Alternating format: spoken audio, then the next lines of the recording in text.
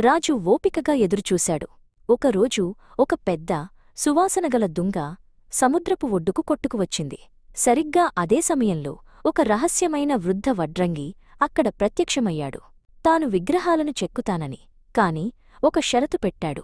21 రోజులపాటు తాళం వేసిన గదిలో ఒంటరిగా పనిచేస్తానని, ఎవరూ తనకు అడ్డు రాకూడదని చెప్పాడు. రాజు అంగీకరించాడు. చాలా రోజులపాటు గదిలో నుండి చెక్కే శబ్దాలు వినిపించాయి. కాని 2 వారాల తర్వాత శబ్దాలు ఆగిపోయాయి. ఆందోళన చెందిన రాణి రాజును తలుపులు తెరవమని కోరింది. వారు తలుపులు తెరిచి చూడగా వడ్రంగి అదృశ్యమయ్యాడు.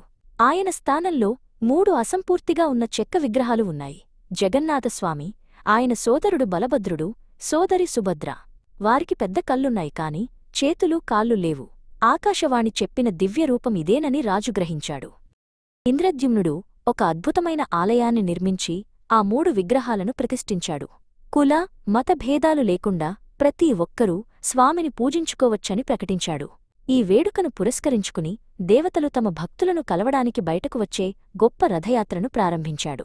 జై జగన్నాథ్ అని ప్రజలు రంగురంగుల రథాలను లాగుతూ కేకలు వేశారు. అప్పటికే వివాహం చేసుకున్న లలిత విద్యాపతి ఆనందంతో ఊరేగింపును చూశారు. వారి కలయిక భక్తిలో ప్రజలందరూ ఏకమవడానికి ప్రతీకగా నిలిచింది.